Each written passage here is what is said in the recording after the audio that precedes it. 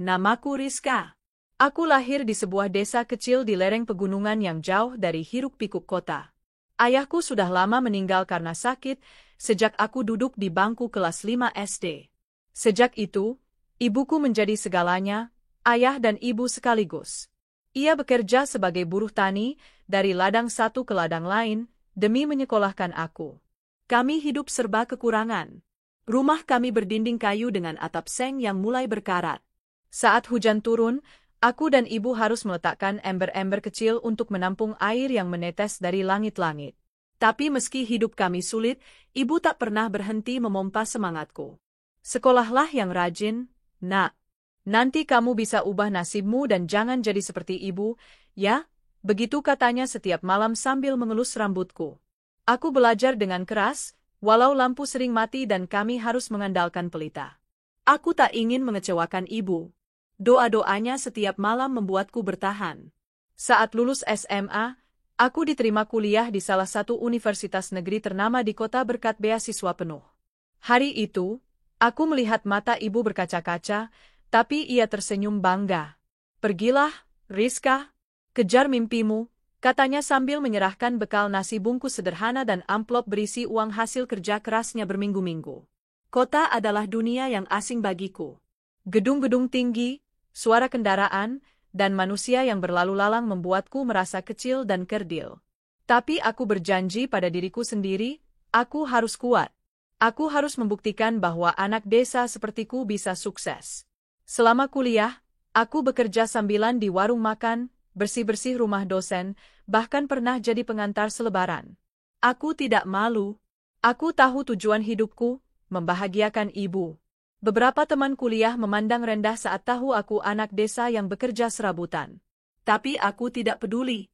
Lulus kuliah, aku diterima bekerja di sebuah perusahaan jasa keuangan yang cukup besar. Aku tidak menyangka bisa sejauh ini. Aku mengirim sebagian besar gajiku untuk ibu, agar ia bisa beristirahat dan tak perlu bekerja terlalu keras lagi. Walaupun dia sering menolak, aku memaksa.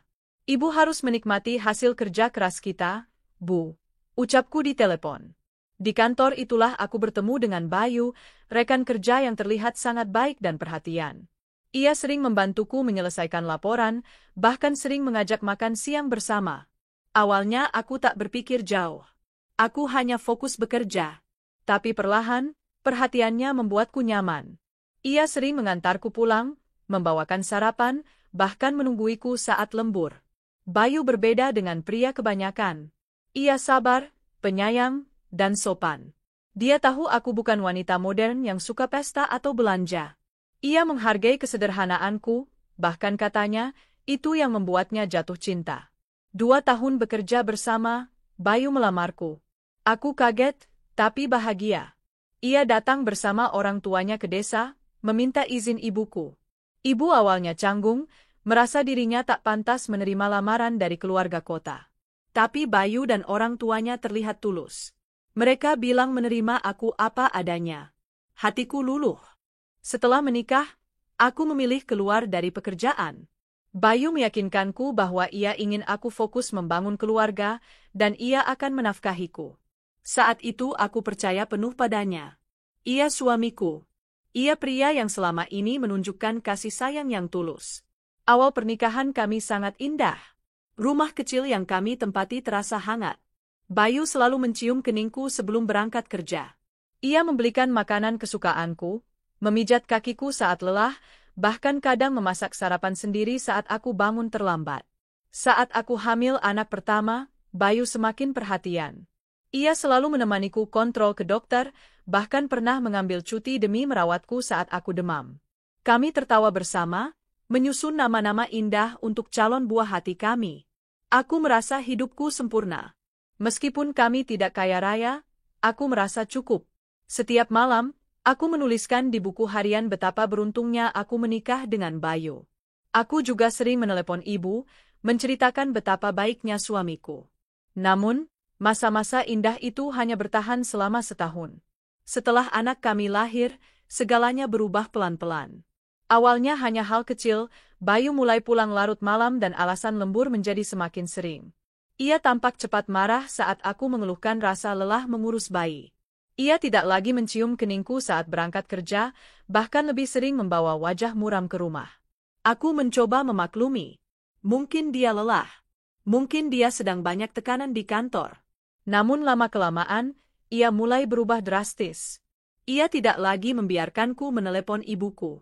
Sudah, kamu urus saja anak dan rumah ini. Ibumu biar aku yang bantu tiap bulan, katanya tegas. Aku menolak, tentu saja. Aku ingin tetap bicara dengan ibu.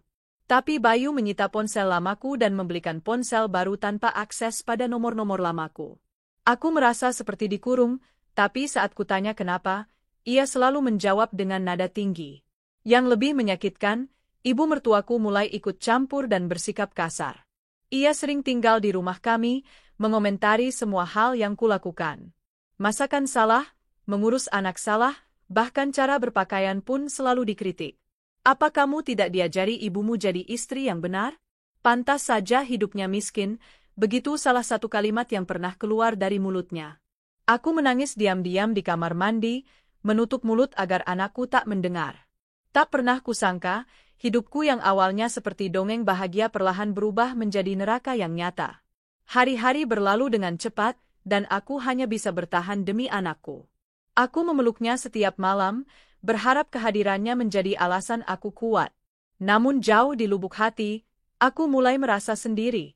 Aku mulai merasa hilang. Rizka yang dulu penuh semangat, penuh mimpi, perlahan terkikis dalam diam. Tapi aku masih percaya satu hal, ini semua belum akhir. Mungkin aku sudah jatuh. Tapi bukan berarti aku tak bisa bangkit kembali. Aku hanya belum tahu bahwa badai yang lebih besar masih akan datang. Hari-hariku semakin berat. Aku bangun pagi-pagi buta untuk menyiapkan sarapan, mencuci baju, menyapu rumah, dan mengurus anakku yang baru berusia 1 tahun. Sementara suamiku, Bayu, hanya duduk menatap ponselnya dengan senyum yang tidak pernah lagi kuterima. Ia semakin jarang bicara padaku. Jikapun bicara, nadanya selalu dingin, ketus, dan penuh caci. Mertuaku pun seakan berlomba menjadi lebih kejam. Lihat, nasi keras begini kamu kasih ke anakku? Kamu itu perempuan nggak berguna. Cuma bisa numpang hidup. Bentaknya sambil melempar sendok ke meja makan. Aku hanya diam. Menunduk. Tak ada gunanya membantah. Semua bantahanku hanya berujung pada tamparan atau teriakan lebih keras. Yang menyakitkan bukan hanya fisik, tapi batinku. Aku tak lagi dianggap istri. Aku hanya pelayan di rumah ini. Pembantu yang tak digaji. Bahkan anakku pun kadang disentak kasar oleh mertuaku jika menangis terlalu lama. Hati ibu mana yang tidak remuk? Aku sering memandangi foto ibuku yang kusimpan diam-diam dalam dompet. Tak lagi kuizinkan Bayu tahu aku masih menyimpan jejak masa laluku. Ia pernah menggeledah lemari dan membuang surat-surat serta foto kenangan dari desa. Ia bilang, lupakan ibumu. Kamu sekarang hidup dengan suami. Jangan jadi beban. Tapi bagaimana bisa aku melupakan satu-satunya orang yang berjuang membesarkanku? Sejak Bayu melarangku menelepon ibu, aku tak tahu lagi kabarnya. Aku hanya bisa mengirim surat diam-diam melalui teman kuliah yang tinggal tak jauh dari desa. Sekali waktu aku titip uang lewat temanku itu. Tapi tak pernah tahu apakah sampai atau tidak. Bayu sangat ketat. Bahkan untuk keluar rumah pun aku harus izin dan biasanya selalu ditolak. Puncaknya terjadi satu malam ketika aku melihat Bayu membawa seorang wanita ke rumah. Aku sedang menyusui anakku ketika suara sepatu hak tinggi terdengar masuk ke rumah. Saat kulongok dari balik pintu kamar, mataku membelalak. Bayu berjalan masuk sambil menggandeng wanita muda bergaun pendek ketat. Wajahnya penuh make-up, tertawa genit sambil memeluk lengan Bayu. Apa-apaan ini, Mas? Tanyaku dengan suara gemetar. Bayu melirikku tanpa rasa bersalah sedikit pun. Ini rumahku. Aku bawa siapa aja suka-suka aku. Kamu jangan banyak tanya. Tapi aku istrimu, teriakku. Nadaku pecah. Air mata tak terbendung. Anakmu sedang tidur di kamar. Kamu tega? Wanita di sebelahnya hanya tertawa mengejek. Ya ampun, kamu ini terlalu baper, Mbak. Kalau udah nggak dibutuhin, ya minggir. Jangan sok drama.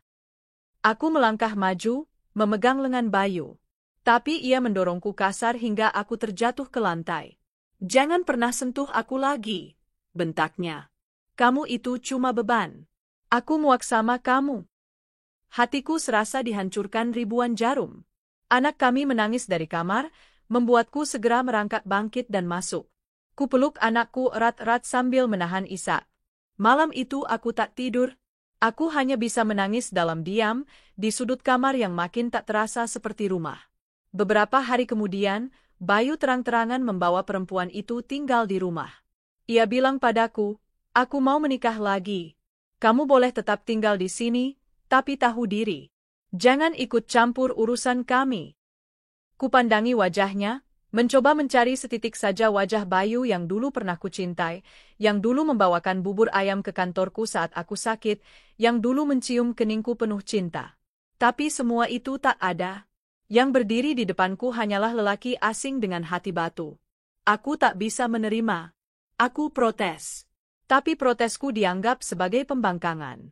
Bayu melempar gelas ke arahku. Mertuaku menamparku di depan anakku yang menangis ketakutan.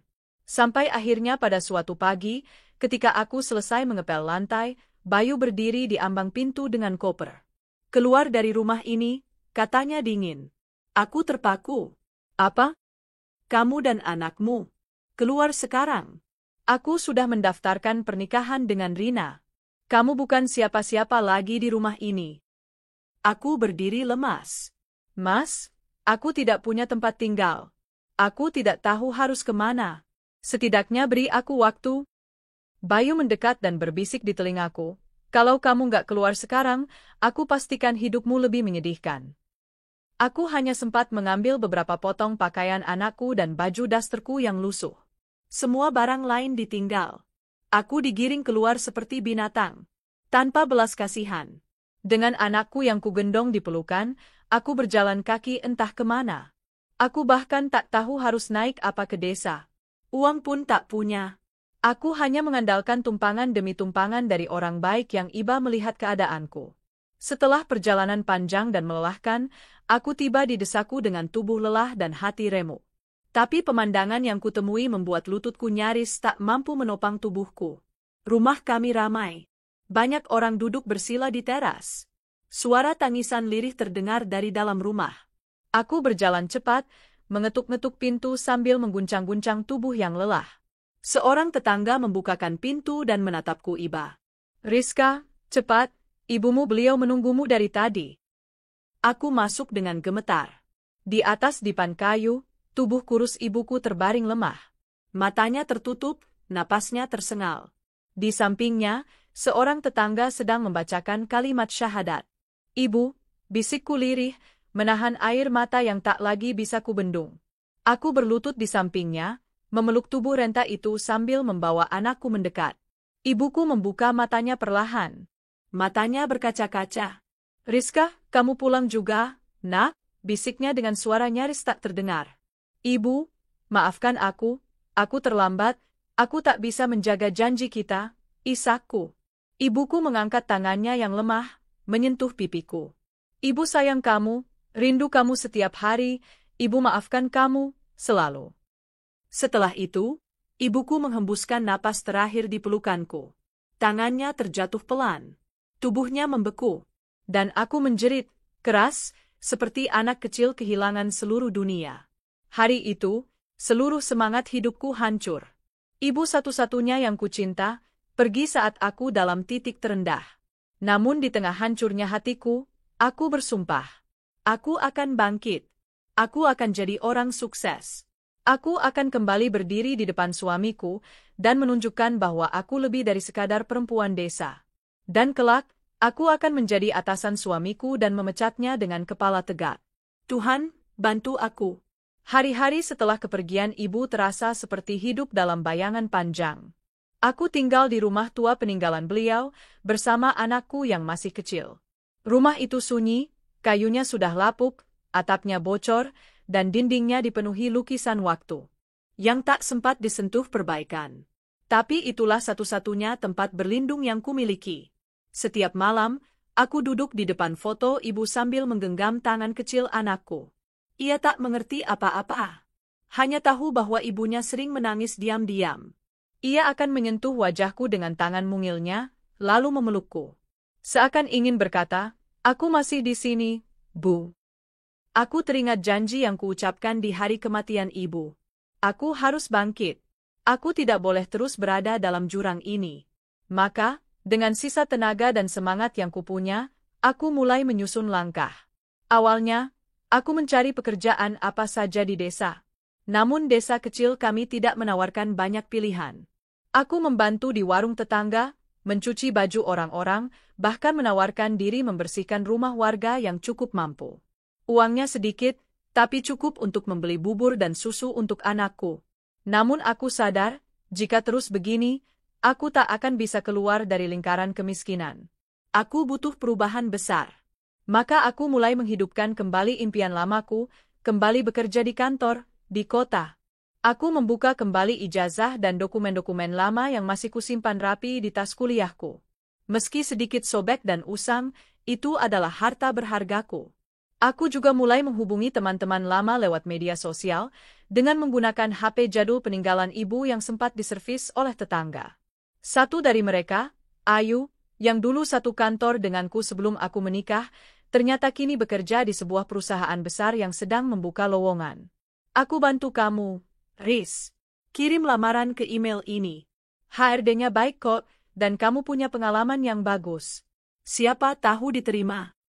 Malam itu, aku mengetik surat lamaran menggunakan komputer warnet di kota kecil sebelah desa, berbekal uang hasil menyapu dan mencuci selama seminggu. Anakku kuajak serta, duduk di pangkuanku sambil tertidur, sementara aku menulis dengan air mata berlinang. Bukan air mata kesedihan, tapi air mata harapan.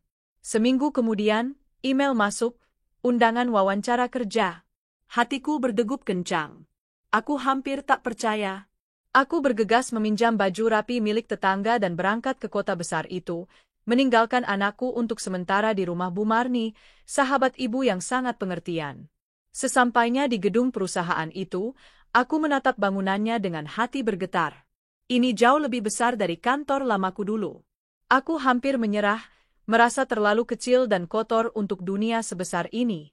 Tapi kuingat kata-kata ibu, "Kamu cahaya, Rizka. Jangan biarkan siapapun memadamkannya." Aku melangkah masuk, menunggu giliran dengan degup kencang.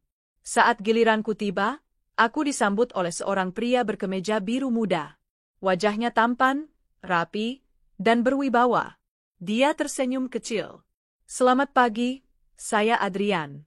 Saya pemilik perusahaan ini. Hari ini saya ikut wawancara langsung karena kami mencari seseorang yang bisa kami percayai di divisi administrasi." Aku kaget. Seorang pemilik perusahaan langsung ikut wawancara? Namun keterkejutanku tak sampai di situ. Saat aku duduk dan mulai memperkenalkan diri, Adrian mengangguk-angguk dengan tatapan kagum. "Saya membaca surat lamaranmu. Kamu punya perjalanan hidup yang luar biasa, Bu Rizka." Aku menunduk malu. "Saya bukan siapa-siapa, Pak. Saya hanya ingin kesempatan." "Justru karena kamu bukan siapa-siapa dan tetap berjuang, kamu jadi luar biasa. Kami butuh orang yang kuat, jujur, dan tahan banting. Dan kamu memenuhi semuanya," katanya sambil tersenyum. Aku hampir tak percaya saat dia berkata, "Kamu diterima. Mulai minggu depan, kamu bisa mulai kerja. Gajinya sesuai standar, dan akan ada bonus jika performamu bagus." Air mataku tak tertahan. Aku menunduk dan menangkupkan tangan. "Terima kasih, Pak, terima kasih banyak." Beberapa minggu bekerja, aku mulai terbiasa kembali dengan dunia kantor. Aku menyukai pekerjaan ini. Lebih dari itu, aku merasa dihargai. Adrian adalah atasan yang sangat baik. Ia tidak pernah memandang rendah. Bahkan seringkali membantuku menyusun kembali kepercayaan diriku yang telah lama hancur. Hubungan kami tak hanya sebatas profesional. Ia sering menanyakan kabar anakku. Kadang membawakan oleh-oleh kecil. Ia bilang, "Kamu hebat. Sudah jadi ibu dan wanita pekerja sekaligus." Saya salut. Sementara itu, dunia terasa berbalik. Bayu, suamiku yang dulu mengusirku, kini bekerja di sebuah perusahaan logistik yang ternyata adalah anak perusahaan milik Adrian. Aku tahu itu saat menerima laporan bulanan yang mencantumkan nama-nama cabang dan karyawan. Dan di sana, ada namanya, Bayu Prasetya, Supervisor Gudang Cabang Jakarta Timur. Aku tersenyum. Takdir ternyata punya cara main yang menarik.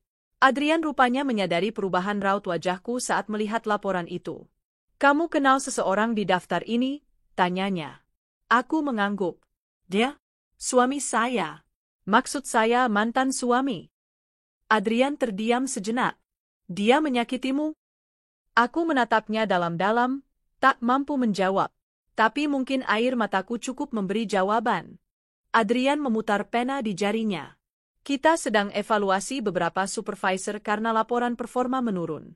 Jika kamu bersedia, kamu bisa kami tempatkan sebagai kepala cabang untuk menggantikan posisi itu.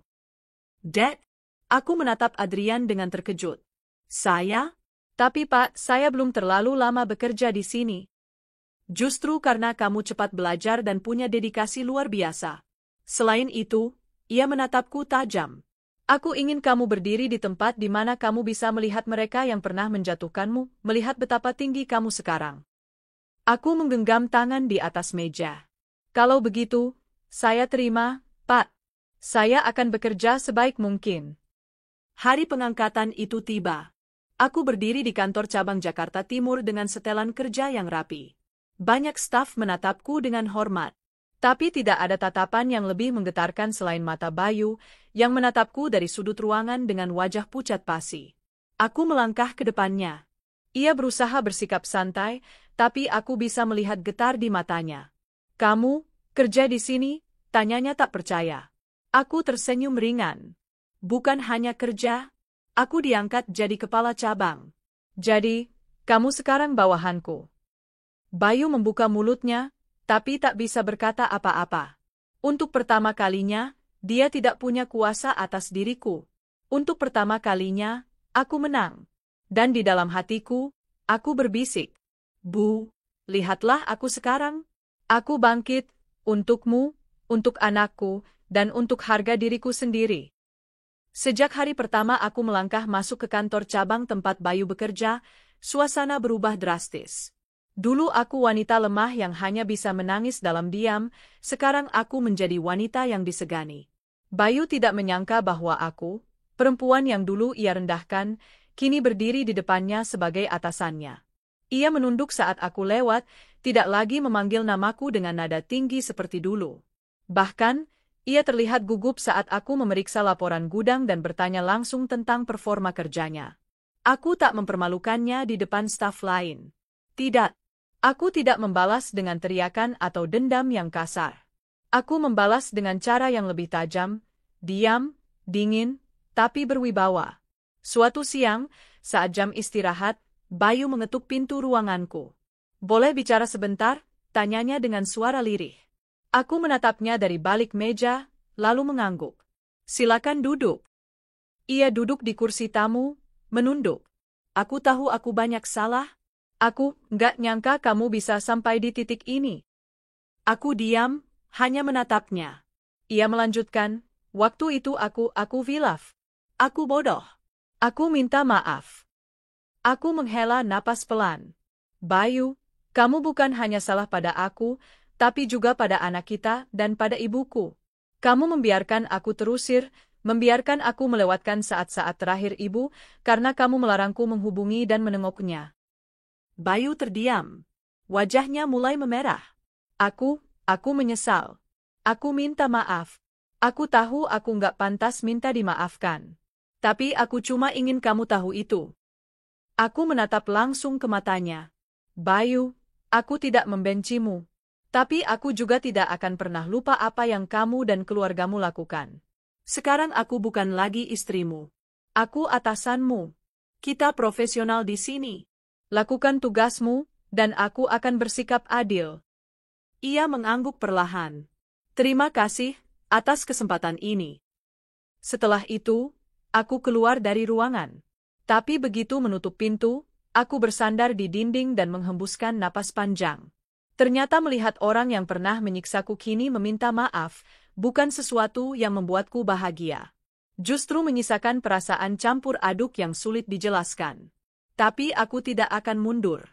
Ini adalah bagian dari jalanku untuk bangkit. Hari-hariku mulai kembali sibuk, tapi berbeda. Aku bekerja di siang hari dan pulang ke rumah sore menjelang malam, selalu menjemput anakku dari penitipan yang dikelola ibu-ibu tetangga. Aku menyisihkan sebagian gaji untuk menabung dan memperbaiki rumah peninggalan ibu. Suatu malam, saat sedang menemani anakku menggambar, teleponku berdering. "Selamat malam, Rizka. Ini Adrian." "Pak Adrian, ada yang bisa saya bantu?" "Aku sedang dalam perjalanan pulang dari rapat. Tapi mobilku mogok tak jauh dari kantor cabangmu. Kamu masih di daerah sana?" "Oh, iya. Saya masih di rumah. Cuma 15 menit dari kantor. Maaf ya mengganggu malam-malam. Tapi boleh minta tolong? Aku butuh didampingi ke bengkel terdekat. Sopirku belum sampai, dan ini agak darurat." Tanpa ragu aku berkata, "Tentu, Pak. Saya segera ke sana." Malam itu, aku naik ojek dan menemukan Adrian di pinggir jalan dengan mobilnya yang mogok. Ia tersenyum lega saat melihatku. "Terima kasih sudah datang." Aku nggak tahu harus minta tolong ke siapa lagi. Aku ikut menemaninya sampai montir datang dan mobil diperbaiki. Lalu ia mengajakku makan malam di warung tenda sederhana dekat kantor. "Maaf ya ngajak makan di tempat sederhana," katanya sambil tersenyum. Aku tertawa. "Justru saya lebih nyaman makan di tempat seperti ini, Pak." Kami mengobrol banyak malam itu. Tentang masa kecil, mimpi-mimpi, dan luka masa lalu. Ia bercerita tentang ibunya yang meninggal saat ia SMA, dan bagaimana ia berjuang membangun usahanya dari bawah. "Saat kamu cerita tentang ibumu yang meninggal saat kamu diusir dari rumah, aku bisa merasakan rasa sakitmu. Karena aku juga pernah kehilangan di saat yang paling tidak tepat." Hatiku bergetar. "Terima kasih sudah memahami, Pak." Sejak malam itu, hubungan kami perlahan semakin dekat. Adrian bukan hanya bos, tapi mulai menjadi sahabat. Kadang ia mampir ke rumah untuk mengantar buku gambar atau boneka kecil untuk anakku. Anakku menyukainya. Bahkan memanggilnya, "Om Ganteng." Dan aku mulai membuka hati. Suatu hari, perusahaan mengadakan rapat gabungan semua cabang di kantor pusat. Semua kepala cabang hadir, termasuk aku dan Bayu. Acara berjalan formal dan profesional, hingga di akhir sesi, Adrian berdiri di depan semua peserta rapat. "Ada pengumuman penting," katanya sambil tersenyum. "Mulai bulan depan, akan ada perombakan struktur manajemen. Dan saya dengan bangga menunjuk Rizka, Kepala Cabang Jakarta Timur, untuk naik sebagai manajer regional." Ruang rapat terdiam. Semua menatapku. Bayu terlihat syok. Beliau telah menunjukkan kinerja luar biasa, dedikasi, dan ketegasan yang menginspirasi banyak karyawan. Saya percaya, dengan tangannya, perusahaan akan makin maju. Tepuk tangan menggema. Aku bangkit dan maju, menatap Adrian yang tersenyum penuh bangga. Di antara para hadirin, mata Bayu menatapku kosong. Ia mungkin tak pernah menyangka bahwa perempuan desa yang dulu ia injak-injak, kini berdiri tinggi di atas panggung keberhasilan. Dan aku, tak lagi merasa kecil. Beberapa hari setelah promosi itu, aku menerima surat pengunduran diri dari Bayu. Ia tidak sanggup bekerja di bawah perintah mantan istrinya yang dulu ia usir dan rendahkan. Sebelum benar-benar keluar, ia datang ke ruanganku sekali lagi. "Aku mundur. Aku nggak bisa lanjut kerja di sini." Aku menatapnya sebentar. "Kalau itu keputusanmu, aku hormati. Semoga kamu bisa belajar dari semua ini." Ia mengangguk. "Aku harap suatu hari kamu bisa benar-benar memaafkanku." Aku tidak menjawab, hanya mengangguk kecil. Setelah ia pergi, aku berdiri di depan jendela kantorku, memandang langit yang mulai jingga. Dalam hati, aku tahu, ini belum akhir dari perjalananku. Tapi hari ini, aku sudah menang atas luka masa lalu. Aku sudah membuktikan bahwa wanita yang dijatuhkan bisa bangkit jauh lebih tinggi. Dan kini, aku siap menatap masa depan dengan kepala tegak. Sejak aku naik jabatan menjadi manajer regional, hidupku berubah semakin sibuk. Tanggung jawabku semakin besar, perjalanan kerja antar kota makin sering, dan tekanan pun makin tinggi. Tapi di sela-sela kesibukan itu, ada satu hal yang tak pernah gagal membuatku tenang dan tersenyum. Anakku. Dan Adrian. Ya, hubungan kami makin dekat. Meskipun belum secara resmi menyatakan perasaan, tapi sikapnya, tatapannya, dan caranya memperhatikanku, semua itu seperti pelukan lembut di tengah badai hidupku. Ia tak pernah memaksaku untuk bercerita, tapi selalu ada ketika aku butuh tempat bersandar. Suatu malam setelah pulang dari perjalanan dinas, aku mendapati rumah sudah rapi, anakku sudah mandi dan makan malam.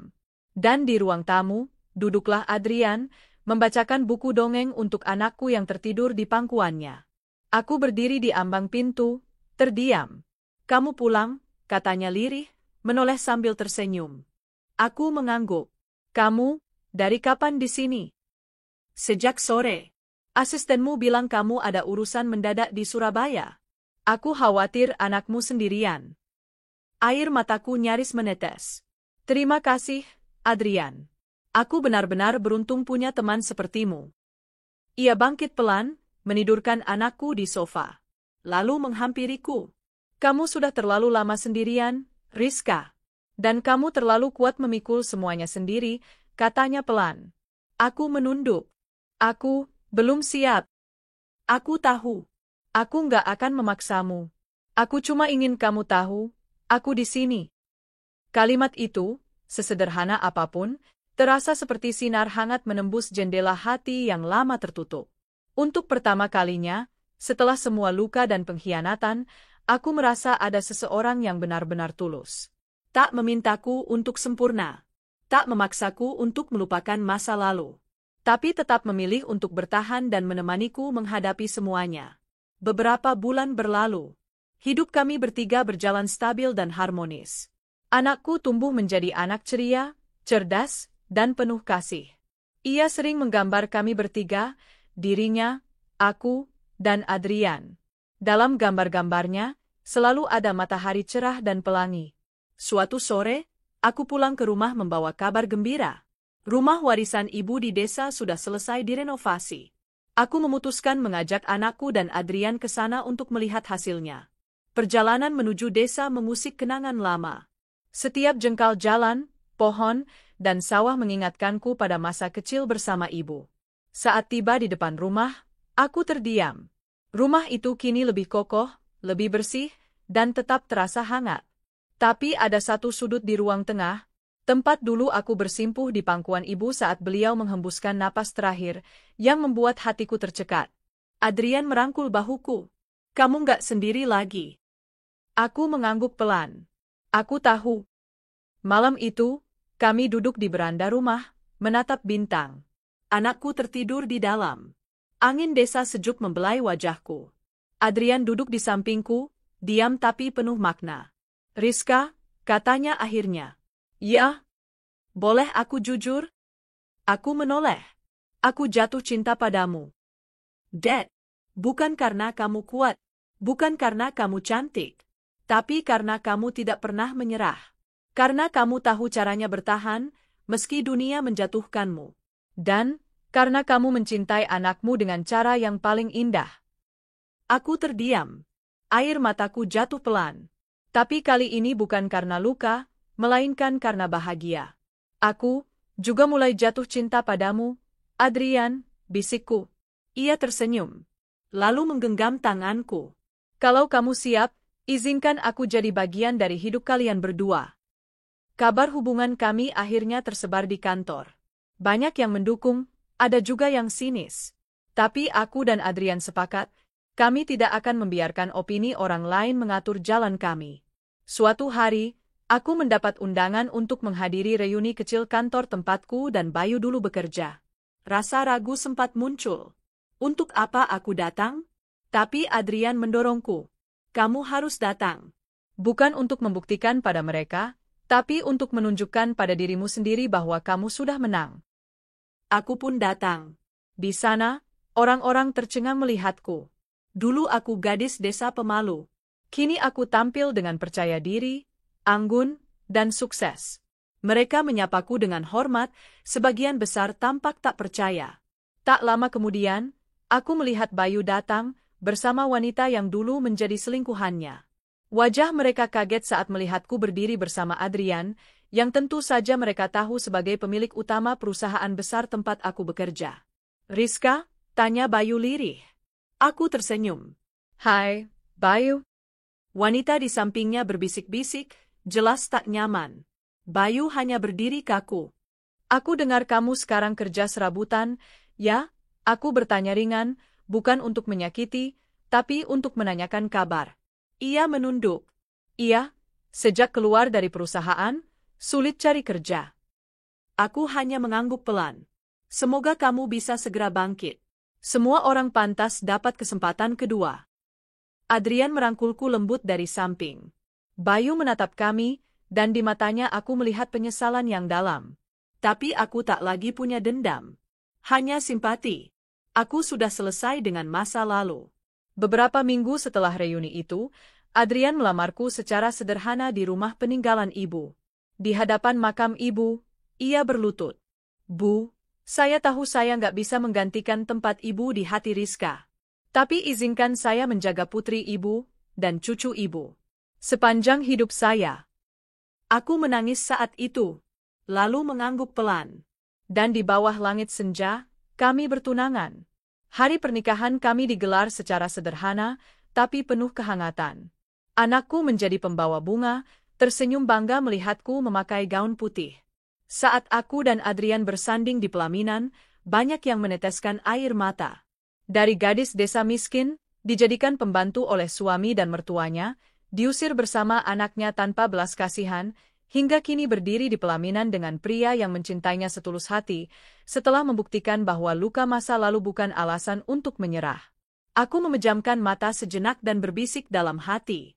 Ibu, lihatlah anakmu sekarang. Aku bahagia. Dan aku akan terus melangkah, tanpa pernah melupakan pelukan hangatmu dan janji yang dulu kuucapkan. Sudah setahun sejak pernikahanku dengan Adrian. Hidup kami berjalan damai, meski tidak selalu mudah. Aku tetap bekerja, tapi kini dengan perasaan yang lebih ringan karena ada yang menemaniku pulang, ada bahu tempat bersandar, dan ada tawa kecil anakku yang semakin hari semakin tumbuh menjadi pribadi ceria dan pintar. Adrian sangat sayang pada anakku. Bahkan kini, anakku memanggilnya ayah, tanpa ragu atau paksaan. Itu terjadi begitu saja, alami, seperti semesta sendiri yang mengizinkan luka lama sembuh lewat kasih yang baru. Suatu pagi, aku sedang mengecek laporan keuangan di ruanganku saat sekretarisku mengetuk pintu. Bu Rizka, ada seorang pria bernama Bayu di ruang resepsionis. Dia bilang mau melamar kerja. Dad. Aku terdiam. Bayu, mantan suamiku? Apa dia tahu kamu adalah pimpinan di sini? Tanyaku. Sepertinya belum, Bu. Dia bilang ingin bertemu langsung dengan kepala HRD. Aku menarik napas panjang. Jantungku berdebar, bukan karena takut, tapi karena tidak menyangka hari ini akan datang secepat ini. Suruh dia tunggu. Saya akan ke sana. Aku melangkah ke ruang tunggu dengan kepala tegak. Ketika mataku bertemu dengan mata Bayu, waktu seperti berhenti sesaat. Ia duduk dengan kemeja lusuh dan wajah yang jauh lebih tirus dari terakhir kali kulihat. Rizka, bisiknya pelan, berdiri kaku. Bayu, jawabku singkat. Kau melamar kerja di sini? Iya, aku tahu ini perusahaan besar. Aku sedang cari pekerjaan tetap. Aku menyesal dengan semua yang kulakukan dulu. Hidupku benar-benar berantakan sekarang. Maaf kalau aku mengganggu. Aku menatapnya lama. Ada rasa kasihan, tapi bukan simpati yang akan membuatku lemah. Aku pernah disia-siakan, dibuang bersama anakku, bahkan dilarang menengok ibuku yang sedang sekarat. Kini aku berdiri di hadapannya, sebagai pemimpin. Bayu, ucapku tenang, dulu kau bilang aku cuma perempuan desa miskin yang gak tahu diri.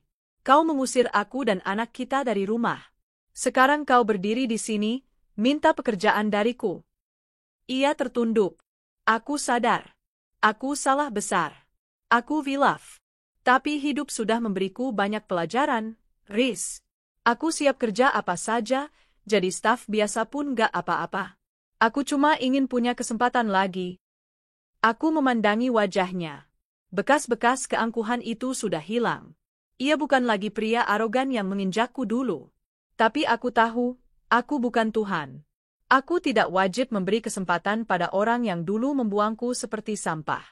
Maaf, ucapku, suaraku tetap halus. Aku tak bisa menerimamu di sini. Perusahaan kami menjunjung nilai-nilai integritas. Dan aku butuh orang-orang yang tahu cara menghargai manusia. Bayu menggigit bibir. Matanya mulai berkaca-kaca. Tapi aku tetap berdiri tegak. Rizka, tolong, aku benar-benar butuh kerja. Pergilah, Bayu. Aku sudah memberimu terlalu banyak ruang di hidupku. Dan sekarang, ruang itu bukan lagi milikmu. Tanpa menunggu jawaban, aku berbalik. Di luar ruangan, anakku berdiri bersama Adrian yang baru saja menjemputku untuk makan siang. Anakku memandangku dengan mata penuh tanya. Siapa, Bunda? Bisiknya. Aku tersenyum dan mengusap kepalanya. Orang dari masa lalu, Nak.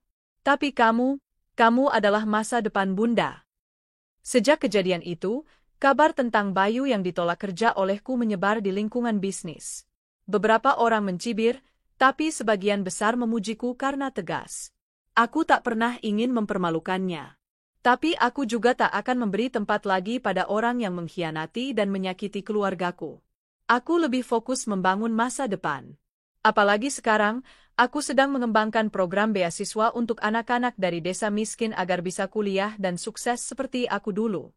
Setiap kali melihat wajah-wajah penuh harapan mereka, aku seperti melihat diriku sendiri di masa lalu. Adrian sangat mendukung. Bahkan dia menyumbang sebagian besar dana untuk program beasiswa ini. Kalau kamu ingin membantu gadis-gadis desa sepertimu, aku akan ada di belakangmu, mendukung sepenuh hati, katanya sambil menggenggam tanganku. Suatu malam, saat kami sedang makan malam di rumah, anakku tiba-tiba berkata, Bunda, kenapa Bunda dulu nggak kabur aja dari rumah kalau disakitin? Aku tersenyum. Karena Bunda masih berharap semuanya bisa berubah. Tapi akhirnya Bunda sadar bahwa kadang pergi adalah satu-satunya cara untuk bertahan.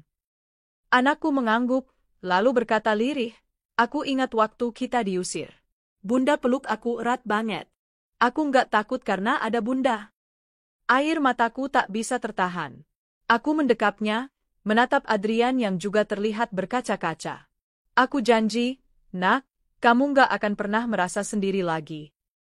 Beberapa bulan kemudian, aku mendapat undangan menjadi pembicara di universitas tempat aku dulu kuliah. Tema acaranya adalah perempuan tangguh dari desa, dari beasiswa menuju kursi pimpinan. Aku berdiri di podium, mengenakan kebaya sederhana namun elegan. Di hadapanku, ratusan mahasiswa memperhatikanku dengan antusias. Aku bukan anak orang kaya. Aku hanya anak seorang ibu yang menjual sayur keliling di desa. Tapi ibuku selalu bilang, Nak, kalau kamu belajar sungguh-sungguh, kamu bisa mengubah nasibmu. Dan hari ini aku berdiri di sini sebagai bukti bahwa cinta seorang ibu dan tekad seorang anak bisa menaklukkan dunia. Di antara para undangan, aku melihat Adrian dan anakku duduk di barisan depan. Mereka tersenyum bangga. Aku menutup pidatoku dengan suara bergetar. Dulu aku diusir. Aku dianggap tidak berguna. Tapi hari ini aku berdiri, bukan untuk membalas dendam dengan kemarahan, melainkan untuk membuktikan bahwa luka bisa berubah menjadi kekuatan, dan cinta bisa membawa kita ke tempat yang lebih tinggi. Riuh tepuk tangan memenuhi ruangan. Malam harinya, di teras rumah, aku duduk berdampingan dengan Adrian. Anakku sudah tidur. Langit penuh bintang, dan angin sejuk menyentuh wajah. Rasanya, seperti mimpi, kataku. Tapi kamu hidup dalam kenyataan, Riz. Dan kamu pantas mendapat semua ini. Aku menatapnya. Terima kasih sudah mencintaiku. Bukan karena aku sempurna, tapi justru karena aku penuh luka. Adrian tersenyum. Justru karena itu aku mencintaimu. Kamu kuat. Kamu tulus. Dan kamu membuatku ingin jadi pria yang lebih baik. Malam itu, kami berpelukan di bawah bintang. Bukan karena drama. Bukan karena luka. Tapi karena cinta yang tumbuh dari puing-puing hati yang dulu pernah hancur. Hari itu adalah hari ulang tahun almarhumah ibuku. Setiap tahun, aku dan anakku selalu memperingatinya dengan mengunjungi makam beliau. Tapi kali ini terasa berbeda. Sudah banyak hal yang berubah. Aku bukan lagi gadis desa yang takut menghadapi dunia. Aku adalah seorang perempuan yang berhasil menaklukkan luka dan bangkit dengan lebih kuat. Kubawa bunga mawar putih kesukaan ibu. Anakku menggenggam tanganku erat saat kami sampai di makam. Aku duduk di samping pusara dan menatap nama yang tertulis di nisan dengan penuh haru. Ibu, hari ini aku datang bukan lagi sebagai anak perempuan yang disia-siakan, tapi sebagai seseorang yang berhasil menjaga janji untuk tidak menyerah dan menjadi lebih baik, bisikku pelan. Anakku ikut menunduk, lalu berkata, "Nenek pasti bangga sama Bunda." Air mataku jatuh. Iya, Nak. Nenek selalu percaya kalau Bunda bisa. Dan kamu adalah alasan kenapa Bunda terus kuat. Kami berdoa dalam diam. Hanya suara angin yang terdengar, membawa ketenangan yang aneh, seolah ibu hadir dan memelukku. 1 bulan setelah kunjungan itu, aku mendapat undangan khusus dari kementerian untuk menerima penghargaan Perempuan Inspiratif Nasional. Aku tak menyangka kisahku yang sempat diangkat media karena program beasiswa dan perjalananku dari desa hingga menjadi direktur utama perusahaan besar akan mendapat perhatian sebesar ini. Acara penghargaan itu diselenggarakan di gedung megah. Banyak tokoh penting dan media hadir. Aku mengenakan gaun anggun berwarna krem dan riasan sederhana.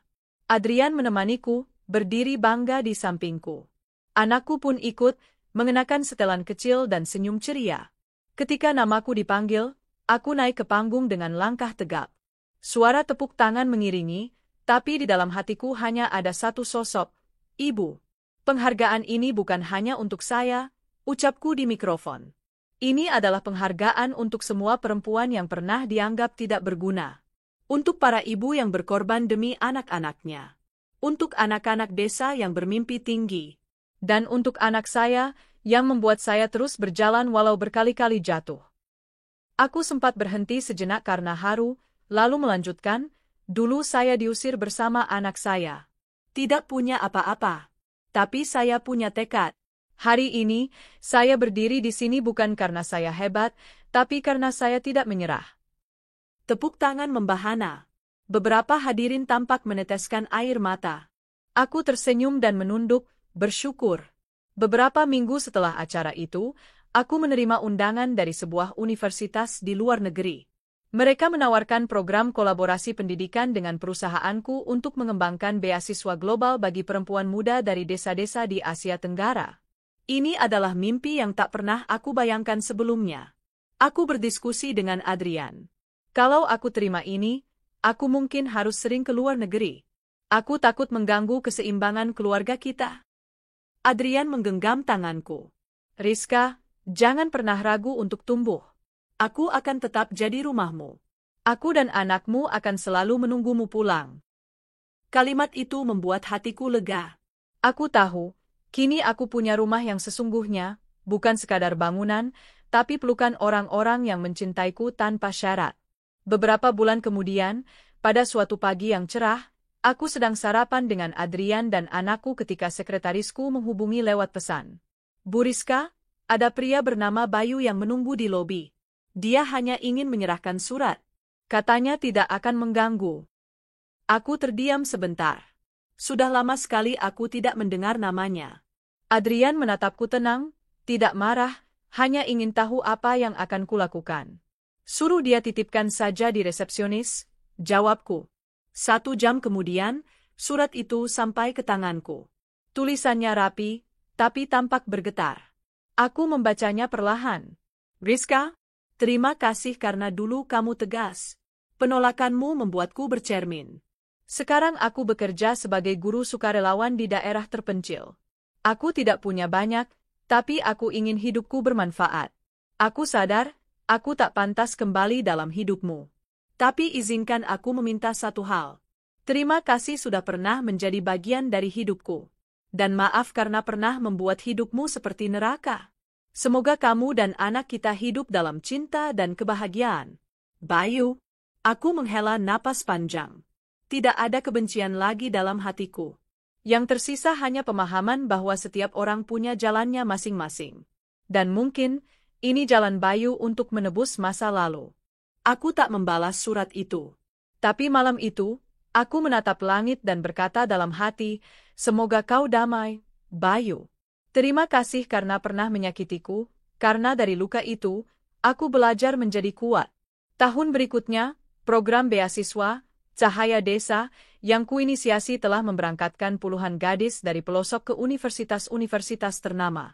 Salah satunya, seorang gadis dari desa yang sama dengan desaku dulu. Ia menulis surat padaku. Kak Rizka, aku tahu dulu kakak tinggal di desa kami. Semua orang di sana bangga pada kakak. Karena kakak, aku berani bermimpi. Aku janji, suatu hari aku juga akan bantu orang lain seperti kakak membantu aku. Terima kasih karena tidak pernah menyerah.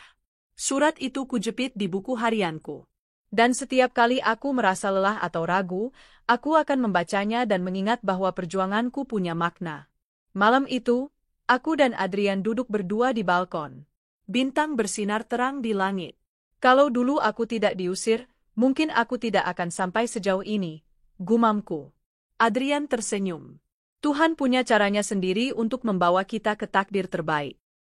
Aku menyandarkan kepalaku di pundaknya. Aku tidak dendam pada masa lalu. Aku hanya bersyukur karena semua itu mengajarkanku mencintai diriku sendiri. Tapi izinkan aku bilang satu hal, bisik Adrian. Apa? Kamu luar biasa. Dan aku bersyukur karena kamu memilihku untuk berjalan bersama dalam hidup ini. Aku menatapnya, air mataku jatuh tanpa sadar. Bukan karena sedih, tapi karena bahagia yang penuh, yang utuh. Dan untuk kalian yang membaca kisahku, ingatlah. Jangan pernah merasa kecil hanya karena orang lain tidak bisa melihat besarnya potensimu. Luka boleh menggores, tapi jangan biarkan ia mematahkanmu. Kau berhak bangkit. Kau berhak bahagia.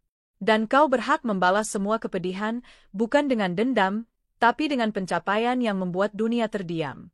Karena terkadang, kemenangan terbaik adalah ketika kau tersenyum, sementara mereka yang dulu menjatuhkanmu hanya bisa menatapmu dari kejauhan.